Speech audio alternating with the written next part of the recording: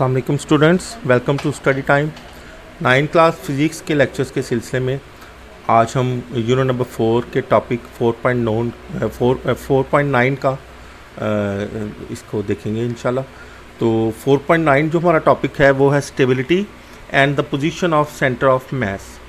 तो जैसे कि पिछले लेक्चर्स में आपको बताया मैंने कि सेंटर ऑफ मास जो है बहुत इम्पॉर्टेंट होता है किसी भी चीज़ की स्टेबिलिटी में।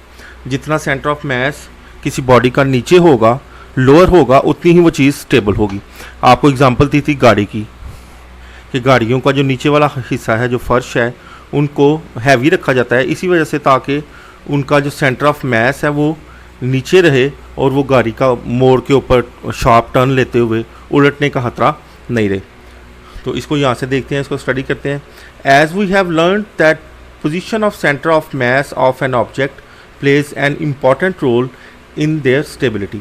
जैसे कि हमने पीछे जो लेक्चर्स थे उनमें सीखा कि जो सेंटर ऑफ मास है किसी भी बॉडी का, वो किसी बॉडी को स्टेबल रखने में बहुत अहम किरदार अदा करता है।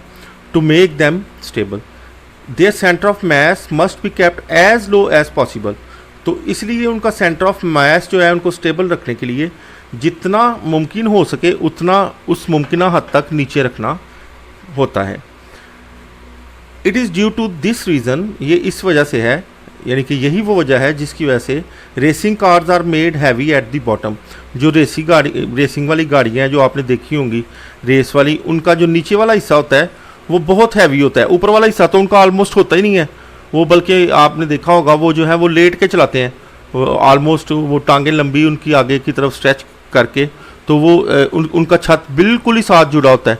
बमुश्किल किसी बंदे के बैठने की जगह होगी उस गाड़ी में। तो यही वजह कि उसका नीचे जो उसका बॉटम है वो हैवी रखा जाता है ताकि वो उनकी स्पीड काफ़ी होती है, तो टर्न लेते हुए वो उल्टे नहीं, उनका जो है एक्सीडेंट ना हो।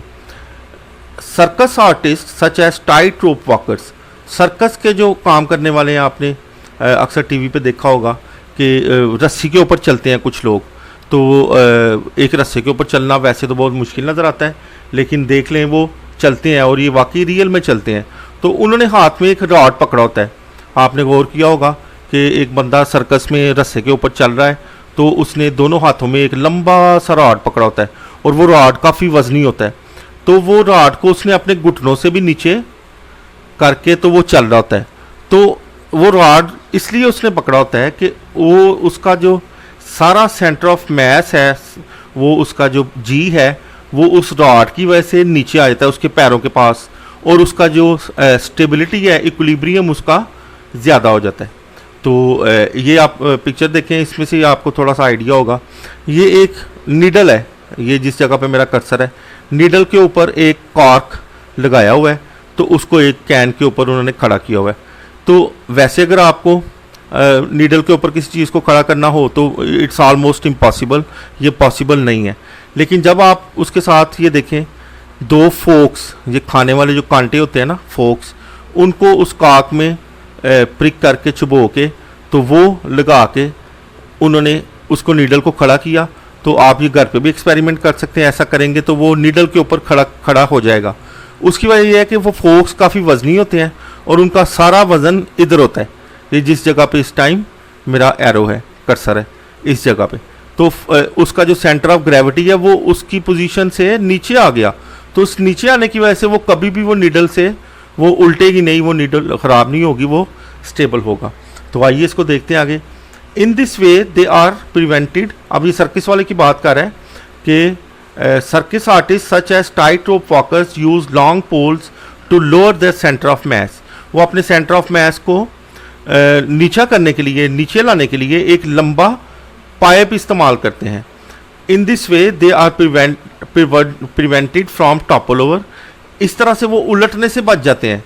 वैसे तो अगर कोई रस्से से चलने की कोशिश करे तो मुश्किल काम है, वो उसके उलटने का खतरा होता है, लेकिन इस तरह से वो खतरा कम हो जाता है। Here are few examples in which lowering of centre of mass make the object stable.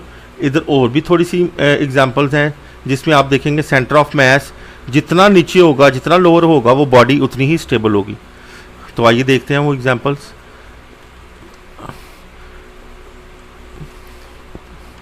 These objects return to their stable states when disturb. जब इन ऑब्जेक्ट्स को, इन अशिया को छेड़ा जाता है तो वापस अपनी हालत में आ जाती है। ये खिलौना एक अंडे की तरह का होता है, ये आपने देखा होगा, ये पिक्चर में बना हुआ है। इस तरह ये एक पैरेट बना होता है। तो ये जब इनको मूव करें, थोड़ा सा स्लाइटली इनको हिलाएं, तो ये वापस अपनी पहले वाली पोजीशन पे वापस आ जाते हैं। ये उलटते नहीं हैं, ना ही गिरते हैं। इसकी वजह यही है कि इनका सेंटर ऑफ मैस, अब ये जो एग बना हुआ है, इसका सारा वेट इस जगह पे होता है, ये ब्लू एरिया में। तो इस जगह पे इसका सारा वेट होता है, जिसकी वजह से ये टॉपल ओवर नहीं करता, उलटता नहीं है। तो आइए देखते हैं इसको। In each case centre of mass is vertically below their point of support. Her case में जो सेंटर ऑफ मैस है वो उनके पॉइंट ऑफ सपोर्ट से नीचे है। This makes there equilibrium stable. इससे उनका इक्विलिब्रियम स्टेबल हो जाता है। फिगर 4.38, ये जो पीछे वाली फिगर थी, ये वाली 4.38 shows a sewing needle fixed on a cork.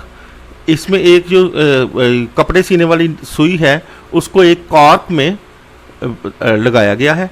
The cork is balanced on the tip of the needle by hanging forks. अब उस कॉर्क को उस सुई के ऊपर खड़ा किया गया है, उसके साथ ये फोक्स लगा के, ये जैसे मैंने आपको पहले एक्सप्लेन किया।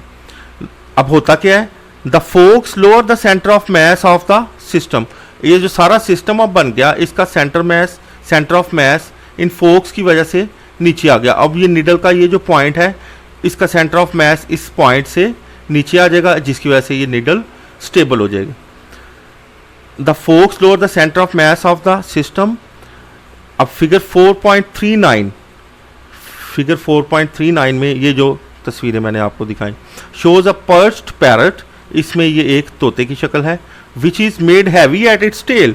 अब ये जो तोते की टेल है, ये जो नजर आ रही है, जिधर मेरा एरो मैं कर्सर लेके आ रहा हूँ, इसको बहुत हैवी बनाया जाता है। It is heavy semi spherical, sorry, which heavy at its tail. अब दूसरी शक्ल में in figure 4.39b shows a toy that keeps itself upright when tilted. अब इसको अगर टॉय को हिलाएं तो ये अपनी जगह पे वापस आ जाता है। It has a heavy semi spherical base. इसका जो सेमी स्फेरिकल बेस है, ये नीचे ब्लू एरिया जो है, इसको काफ़ी वजनी बनाया जाता है। व्हेन इट इज टिल्टेड, जब इसको थोड़ा सा हिलाएं, it centre of mass rises. It returns to its upright position at which its centre of mass is at the lowest. तो जब इसको हिलाएंगे तो ये पहले वाली पोजीशन पे वापस आ जाएगा। तो ये था बच्चों आज का हमारा टॉपिक। इंशाल्लाह नेक्स्ट टॉपिक के साथ आपके साथ फिर मुलाकात होगी। Thank you so much.